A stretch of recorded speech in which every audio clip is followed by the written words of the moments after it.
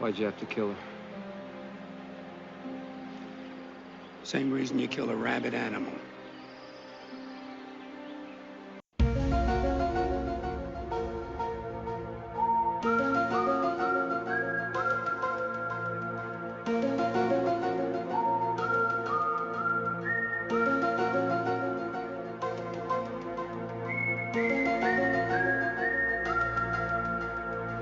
Hello, and welcome to Discovering the X-Files, the podcast in which a newbie, that's me, takes a deep dive into the entirety of Chris Carter's creepy universe. As longtime fans escort me on the journey, a journey filled with paranoid conspiracies and monsters of the week. I'm Erix Antoine, and today Daniel and I will be discussing the episode The Jersey Devil, which originally aired in the US on October 8th, 1993. It was written by Chris Carter and directed by Joe Napolitano. In this episode, Mulder and Scully investigate gruesome cannibalistic killings in Atlantic City. They ultimately discover a mysterious Neanderthal-like creature living in the woods, which may have inspired the myth of the Jersey Devil. We also get a glimpse of Scully's personal life as she attends her godson's birthday party and goes out on a rather uneventful date with a divorced accountant or something.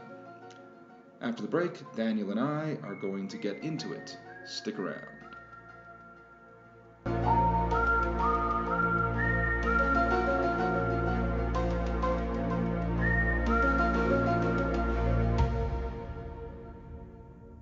But I just heard a story that'd just about take your knees out. What's that? They found a body in the New Jersey woods yesterday, missing its right arm and shoulder. They think they may have been eaten off by a human. Where in New Jersey? Just outside Atlantic City. Not an uncommon place to lose a body part. They think it's the mob? It was a homeless man. There doesn't seem to be a motive. You feeling lucky, Scully? Relative to whom? It's not our case, Mulder. The local police are handling it. An X-file? Ever hear of something called the Jersey Devil? All right, well, so here we are with the Jersey Devil. It's rather quaint, I think. Yeah, it is. It's early on, and of course, at least when I hear the phrase Jersey Devil, I picture some weird, impish, like half man, half hell horse creature that might be thumping around the Pine Barrens, gobbling people up when they're out on their own. And of course, that's not what we get here. Maybe if we had gotten this episode a few more seasons on down the road when the budgets were higher, they might have gone that way. But of course, they opt for more of a Neanderthal approach to whatever it is that's out in the woods, chomping on homeless people and passersby. I mean, it's like I like the cold open. The cold open has a great like slasher movie gag. I mean, I'm not really sure why, because the cold open is not connected really to outside of introducing the concept. It doesn't seem to be connected to what we actually see, right? But I just love that bit where the guy's just like, "Here, pass me the like that, like that. That's just like straight up slasher movie stuff, and it's fun. And you kind of hope that the whole episode is going to be like that, but it isn't. Right. It's a lot more contemplative. And as you were saying, maybe a few seasons down the line with a bigger budget and maybe more confidence in what they were doing or whatever, they would have done something a little bit more spectacular, perhaps. But the Jersey Devil's a real myth. It's a real legend from that area, from the New Jersey and just basically the tri-state area. And it was the basis for M. Night Shyamalan's The Village. Really? I didn't know that. I mean, I can see that. The concept of that, of the monsters Right. in the woods and whatever, it kind of came from that concept. And of course, M. Night Shyamalan went and did what he did with it, and that's fine, very much in his style of filmmaking. But the thing about it, though, is that like it's an intriguing story that kind of peters out. That's the thing about it. It's like when I say it's quaint, it's sort of like it focuses a lot on the curiosity of it, on For Mulder, it really is just all about the curiosity. And you get a lot of really interesting scenes. In the investigative aspect of it, you get a lot of interesting scenes. But I don't really feel that it's paid off in a particularly satisfying way. It's not so much. It's not even that you want it to be a more spectacular looking monster. I can deal with that because it's sort of in line with the minimalism that we've been seeing of the show up to this point, where you barely see the monster, and then when you do, there's a kind of a naturalistic quality to it, where it's this kind of Neanderthal. I guess the idea is that it's kind of a missing link kind of thing, but it still is basically just what we see is basically just a woman all dirtied up wearing a suit, I guess, and not like it's just a weird. It really not. It's not even that. It's just a woman all dirtied up, and to deal with the nudity, they did interesting things with her hair to cover up her, her naughty bits or whatever it is. But that's ultimately what you see, and I can deal with all of that. But for me, it's more about the payoff. Like I get what they're trying to do, but I don't know if I was 100% satisfied to the extent that they wanted me to be. I was more intrigued by this episode, and I liked a lot of the ideas that were in it, but I just feel that it doesn't come together with quite the punch that they wanted it to, I think. Yeah, it does kind of fizzle out in the end. What really holds the episode together more than anything is the character work, and some of the side characters they introduce for this episode are pretty interesting as well. But as far as that A plot mystery goes, it really does sort of fizzle out at the end. It feels like it needed, I don't know what, but maybe something to just hit home a little bit harder. Yeah, it feels like it needed one more big moment. Yeah, I mean, they build to this climax, which is, it's cool. They track the monster down. You have a little showdown with Mulder, and the whole thing there, the little bit of a chase scene, and then I think that it's like predictable is the problem I have with it. I mean, you pretty much know about halfway that obviously Mulder is correct. This is obviously not a regular person that they're hunting down. Right. It obviously is some sort of a missing link, Neanderthal type of thing. And obviously, Mulder's the humane person. For him, it's not about hunting down this creature and killing it. For him, it's really about, let's learn what this is. Let's if we're going to capture this creature should be captured alive. We should study it. We should try to see where it's coming from. There's the aspect of, as far as the New Jersey police is concerned, this is the Atlantic City police. This is a cannibalistic serial killer, Yeah. But as far as Mulder's concerned, no, there's more to it than that. And by the end, she was just trying to protect her offspring, or and whenever she does step out, if she's predatory, it's only because she's looking for food. It's not that it's indiscriminately just attacking people, which is why it doesn't attack him when he's posing as a homeless man. And just things like that, where so you know where it's going, and you basically know, okay, so they're gonna kill it, aren't they? I mean, that's what's gonna happen. The policeman that we've already established as being a bit of an asshole is just gonna kill her. I mean, that's what's gonna happen. We know that that's what's gonna happen. So for it to actually go that way is a little bit sort of like a wet fart of an ending for something that could have been a little bit more interesting. Yeah, it's pretty much just capitalism versus nature conservation in the end, and you know that of course capitalism's going to win.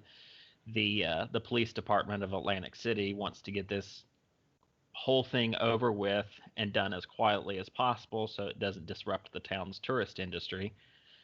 They couldn't care less about the homeless people. They couldn't even really care less about what's doing it. They just want it to stop right away with no fuss, no muss. And then, of course, you have Mulder waltzing in, just overcomplicating the situation for them. So they're pissed off from the get go. They're pissed off and they're not taking any crap. There's something interesting in terms of the structure of this episode, as that it's essentially a Mulder episode. He's basically on his own here. Scully comes in to sort of back him up towards the end, but essentially it's his thing. It's his investigation. It's his deal. Meanwhile, we have the B story, which is rather unusual, but it's focused on Scully and her attempt to date, you know.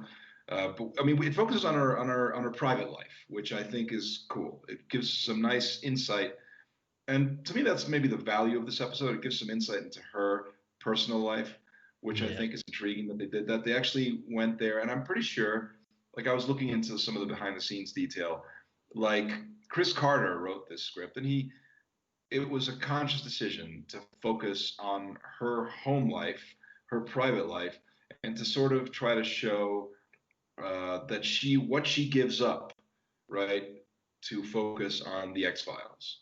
You know, she gives up a certain life of normalcy. But then what they show of that life of normalcy is this excruciatingly boring date that she goes on with this dude. So I go like, well, I mean, it doesn't really seem like she's given up all that much. Her life is way more interesting than what it would entail to date this extremely boring. What is he, an accountant or like a tax attorney or something? It's some. Yeah, it was like a real estate tax attorney, I think, is what it was. Yeah, it's really funny because, of course, she seems to be completely happy at the kid's birthday party, but that's just her popping in to have a nice little domestic moment with her friend for an evening, as opposed to actually trying to intentionally seek out, I guess, a normal life outside of her work, which she does when she goes out on the date with the divorced dad. And she is so happy when Mulder calls and interrupts that date. You can just see it on her face, like, oh my God, this is my ticket out of here. Thank God he called me. Yes, exactly. It's sort of like the thing where, I think we've all been through this, or we know someone who has. You always have the emergency phone call. Like when you're going, you always tell your friend, do me a favor, because it's the first time I'm going out with this person. It's like practically a blind date, but it's like a first date, and you have no idea where it's going. And so you tell your friend, yeah, so like around, at around 9:30ish, like just give me a ring. And if it's going well, I'll just, blow you off. But if it's not going well, it's my out. So like that. So ultimately he does rescue her inadvertently from that excruciatingly boring date. And then like at the end, he's like inviting her to go to the Cirque du Soleil.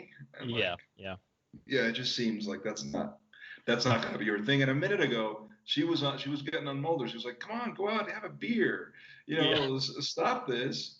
But meanwhile, she's just like, like she'd rather hang out with Mulder at the Smithsonian than go on this date. She the impression that you end up leaving the episode with in terms of her arc is that she feels like she should have a normal life outside of work, but she's not necessarily sure if she actually wants to have a normal life outside of work.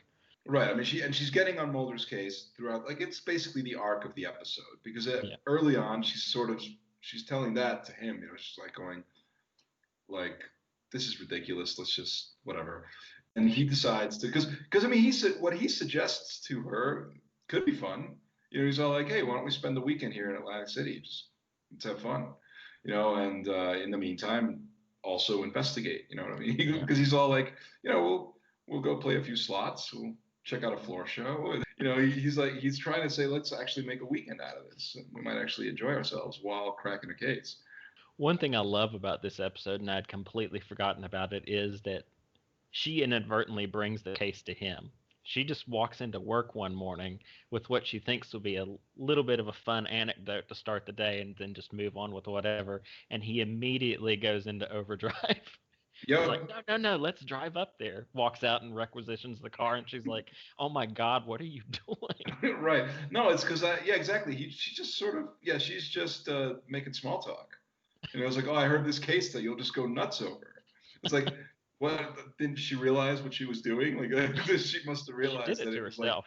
Like, yeah, in a sense, it's like, oh, you're going to go nuts over this. Check this out.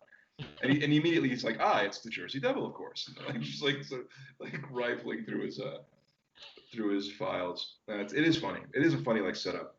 Yeah, she literally has no one to blame but herself for that entire weekend. That's why I love the setup of this episode, and I love the little things it does with character. And as you said, it introduces some interesting side characters that in the episode give it a little bit of color. So you have like the park ranger, who was a really interesting character. You have the antagonistic police captain, or whatever he is. He's an interesting character in his own right. This was shot in Vancouver, but I mean, I guess the guy gives it enough of an attitude that you can believe that he's from New Jersey. And then you have the the anthropologist, I guess, played by Gregory Sierra. Yep. He's a really intriguing character because he's the guy. I mean, this is the way that the show gives us exposition. He's the one who's going to give you like the backstory and all of that. And of course, he doesn't believe it, but he does think that it's intriguing. But then when they start to investigate, you see that guy go like, oh well, hang on a second, okay, maybe this is true, maybe this is real, this needs to be looked into. And I just think that more could have been done with that. Like the whole thing at the end where they're at that wherever they are, like the location where they're at that like warehouse or whatever the hell that place is, abandoned factory, I guess is what it is, and the police is also there, and meanwhile, Gregory Sierra is like just playing along. He's like, oh no, wait, I haven't seen Mulder. I have no idea. Like, what are you doing here? Well, I am an anthropologist and I'm going to investigate. But that doesn't answer the question. Like, why the fuck are you here? Like, what do you have to do with this investigation? And so like it's just like that's really funny. And I think that there could have been more of that. I think that's what's missing from the episode. Like more moments of even if it's just comedy, in a sense, but just more moments like that I think are missing from it because it does start to fizzle out. And I think once you get to the big showdown, since it's getting somewhere where you know where it's going, when you get to the big showdown, it doesn't really deliver a satisfying payoff. And it doesn't have enough of the little side things that can make it more fun. I think one of the best things about the episode is also what's holding it back, which is the whole Scully side story with her private life. I absolutely love that stuff, especially the insight it gives us into her character, but it takes up enough space in the episode that if you excised it, we probably would have spent more time with the anthropologist. We probably would have spent more time with the park ranger, who's way more open to this sort of concept than you would initially believe he would be. And we probably would have spent more time with the the feisty forensic examiner that clearly hates the police chief as much as Mulder does. Yes, that's right. Yeah, I mean, because like right when you see that antagonistic energy, the moment that they're first checking out, like she's very helpful, very open to giving them information about and as soon as the guy shows up, she's all like, "Ah, oh, Jesus, here it comes." Like he's just gonna shut it down. And it is kind of interesting, how the police commissioner, the police chief, he kind of functions like a combination of Murray Hamilton.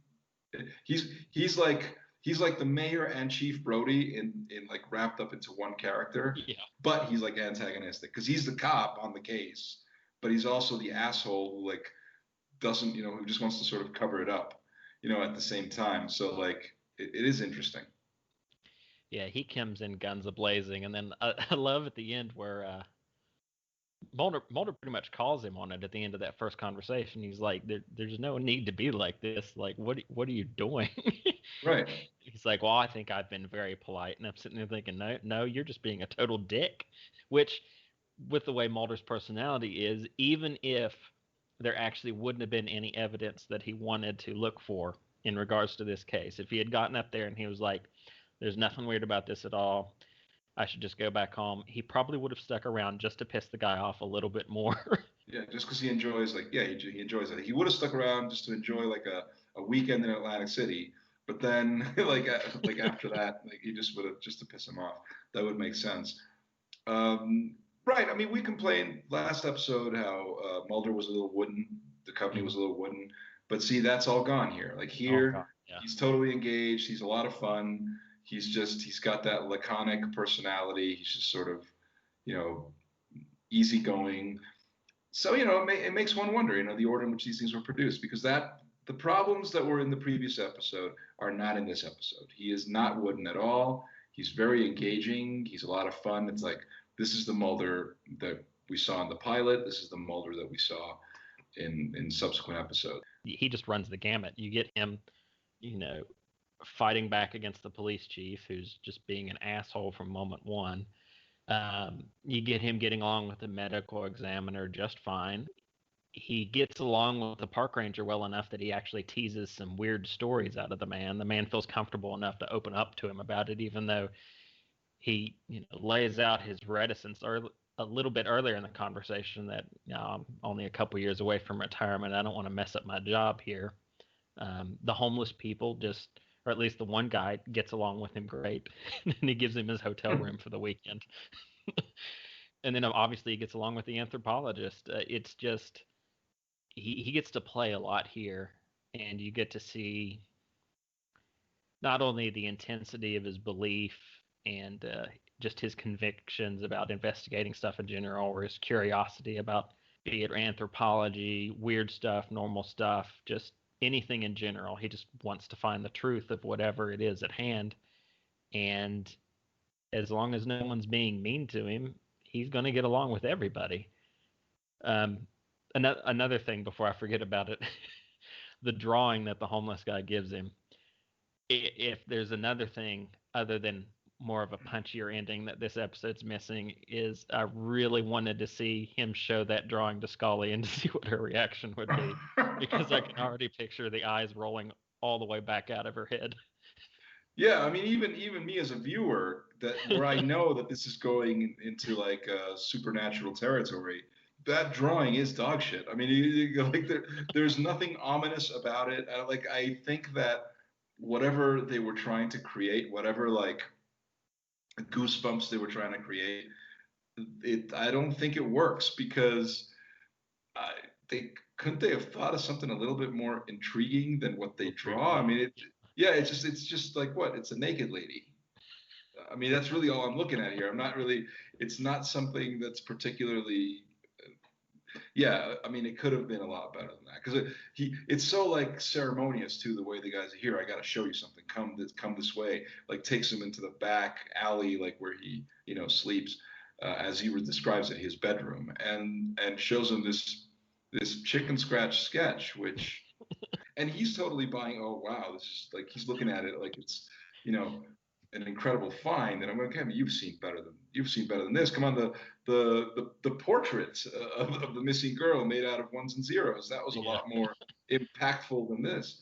It's a quaint episode, and it had me chuckling a lot throughout, mostly just with characters' reactions to one another and the little comments they'd make. But I wouldn't say the story itself is entertaining, but the characters are all entertaining enough within the confines of it that it still ends up being a really good time anyway. Yeah, I mean it's basically an enjoyable episode. There's nothing really wrong with it, apart from the fact that it fizzles a bit. But one thing that what you brought up about how you have like Duchovny in his performance and the character of Mulder kind of running the gamut. I mean, it's a good showcase for that character. Yeah. And since it has a standalone nature, it's one of like you wonder, would you show this to somebody? Like, hey, just pick up like that's the one thing that you can do. Where some of these episodes, the Monster of the Week episodes, you can just pick up and watch them. There's no continuity that you have to worry about. It's just sort of a thing. If the episode were a little bit better, this would be one of those because like you Yeah. really get to it really showcases the characters. Yeah, you want to see like why Mulder's cool or whatever. You want to get to know like what makes him tick. Here's a good one because then like you first of all you have the Duchovny really in command of the role, really selling all the attitude that he has and the way the character is displayed. It shows you who this guy is. It really focuses on his ethics, the ethical way that he approaches his work, and that showcases a unique quality of this show, which is a Monster of the Week episode, or however you want to look at it. But he's not, it's not. If Chris Carter's inspiration was Kolchak the Night Stalker, right? But this is not that sort of thing, really. It's not about a monster hunter. That's not what it is. It's all about his curiosity. He wants to learn. He wants to see what this is. He wants to learn about it. He wants to study it. He wants to observe it. He has no interest in putting a stop to it, or like even when he talks to the police commissioner or inspector or whatever the fuck he is, when he talks to the cop, he's telling him, well, you got to put up, what's going to happen when the first tourist gets attacked. he's sort of throwing it out there, but he's throwing it out there in a cynical way, not you have to stop this monster. It's Right. more about you should investigate this. You're ignoring this, and this is something that you should pay attention to. The implication is, yeah, you don't need to stop this quote unquote monster. You need to find out what this monster needs, what this monster wants, why this is happening, and see what you can do about it. But his attitude isn't, hey, let's hunt this thing down and kill it. That's not his attitude. And that, I think, is what makes him a very intriguing hero for like a modern genre series. Yeah. The episode pretty much follows the structure of or the overall formula of an X-Files Monster of the Week episode to a T. You've got the opening tease with a kill. It's mysterious and dark. Then the investigation that follows, then the wrap up, and then the tease that it's not quite over yet. And it's got Right. all of those overall beats, but they never quite fully gel together. You would think that the opening, which was set in the 40s, I think. Right. Yeah. It's You would think that would 1947. be referenced at one point. Mulder never really references it when he pulls out the case file. You don't hear the cops mentioning anything about something that happened previously. You don't hear the park ranger mention anything about something that happened previously. It's just all disconnected on that front. Obviously, in that prologue moment, they killed something. Nothing's mentioned of that or how it might have affected the ones that are living decades later in the woods. Mm-hmm. We get out of frame and offhand information about the fact that, of course, there's a male, there's a female, and a child. The male has been killed at some point. I think he said, did he say 6 weeks or 6 months when the park ranger found a body? It was 6 something. Was he referring to a creature? Wasn't he referring to one of the homeless people, like somebody who'd been killed? I thought he was referring to presumably the mate, the male mate, had been Oh, found that's right. dead in the woods. Yes. Yes. But if you're not paying attention, you might equate that with the opening, but the opening is set 50 years earlier, so obviously that's not the case. So Right. there's just a weird disconnect there that Yeah. all the pieces are in place, but they're never quite tied together. I don't know if that's because they were focusing more on telling us stuff about Scully's personal life or what, but the dots are just never fully connected. All the information is there, but it's kind of jumbled. And I think in addition to it having kind of a fizzled out ending, I think that's also a big problem with the episode overall. Yeah. Yeah. I mean, I think you're right. I agree with you about that. I think you're absolutely right. Why do this prologue set in the 40s? Like you said, it follows the formula to a T, right? And I think that's the problem. It's just following a formula, Yeah. and it has interesting ideas, but Chris Carter was never really able to have them kind of congeal in a satisfying way. Yeah. So why do you open it in the 40s with that tease? Because it's a good tease. It's a good cold open. I mean, it'll keep you from switching the channel because you just saw this guy get killed, and it's the 1940s, so this just tell, oh, this is an event that's historical or whatever it is. But then if the episode itself never really makes mention to it, it seems to only exist there so that we have the idea that, okay, well, these people, these creatures have been around for a very long time. Right.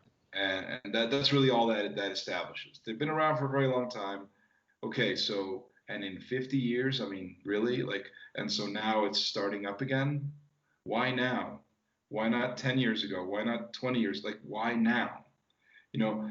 Why not make a case that is connected to that killing in 1947? That something was discovered that was tied to that.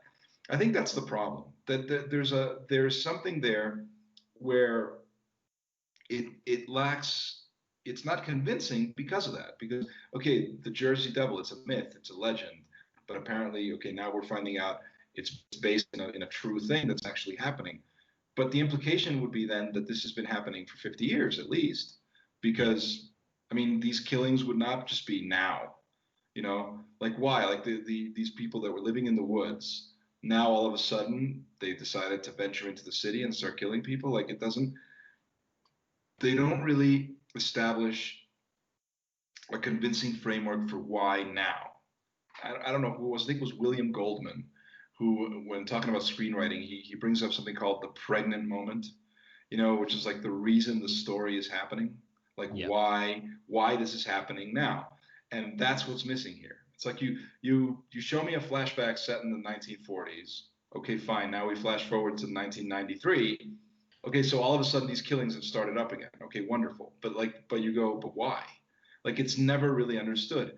Is it because her mate was killed? I mean, is that the reason? Because if that's the reason, then they don't really like. You're right. I mean, they discover a body is found in the woods. So is that why? Is it because the male, right, who supposedly is the hunter, the one that's supposed to go out and get the food or whatever, he died. So now like she has to go out and fend for her family. So like that's the thing, but it's not clear to me. Like maybe that's what it is, but it's not clear. We kind of get the sense that that's exactly what happened in some form or another, and Mulder even says that to a certain degree at one point, very late in the episode. But to play armchair writer for a little bit, I feel like what you needed to do would be keep the prologue, but cut it off before you have cops firing a bunch of guns into a cave. Just have the person getting yanked off the side of the road and the wife screaming and, oh my God, what happened? Maybe have Mulder reference that someone disappeared in the area in 1940, whatever. Mm. But then maybe have some sort of scene where someone hunting in the woods and fires off a shot, accidentally mortally wounds whatever the mate is. It dies, and then you have a more of a clear progression of, all right, now the female has to step up to find food for her and her child, which leads to her attacking a homeless person and also rummaging around the garbage in the poor area of town. That would lay it out a bit cleaner in terms of what's already there and what they were trying to do with it, while still keeping all the elements that they have in play. It's You can see what they wanted to do, but they didn't quite thread the needle the way they needed to. Right. Yeah, it's just kind of thrown together, and that's the problem. That's Yeah. why like you're watching it and it's intriguing and it's not, it's enjoyable enough, but it just lacks that punch. Not so much because it doesn't have I don't know, a more spectacular monster or whatever it is. It's more because the ideas are not put together in a satisfying way, so that the whole thing just doesn't really hold together. You Yeah. know, and we've already this is episode 5. We've already seen them do this a lot better. I mean, if you think about it in Squeeze, again, you establish a monster that's been around for many years, but you give him a clear motivation, why he's coming out every certain number of years, what the purpose is. So it's established in a way that's a little bit more satisfying, and they don't really manage to do that here. And so it doesn't have quite that same punch to it.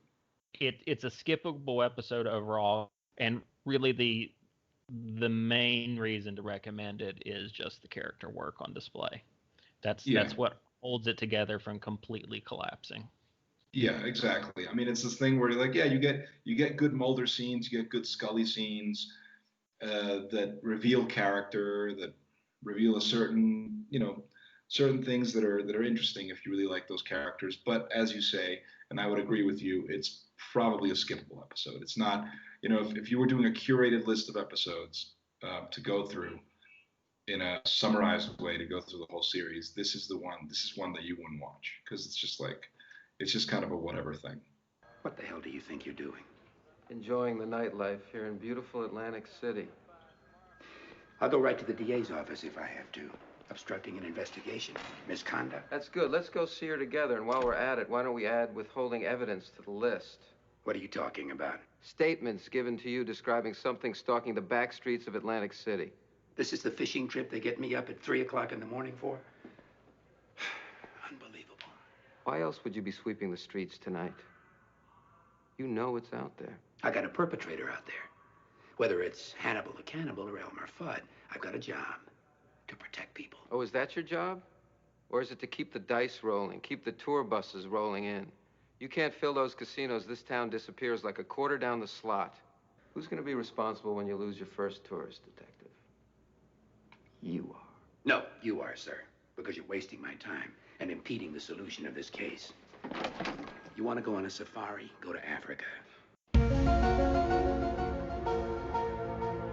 And there you have it. I hope you enjoyed our discussion, and if you did, please subscribe to the podcast, give us a like, take a minute to write a positive review, and go ahead and spread the word on social media. The podcast is available on Anchor FM, Spotify, Apple Podcasts, and other platforms. Look for the Erix Antoine Network on Facebook. You can also follow me on Twitter at ErixAntoineNet, and check out my film reviews on Letterboxd. You should also check out Daniel Baldwin's website, theschlocketeer.com, and follow him on Twitter at Daniel W. Baldwin.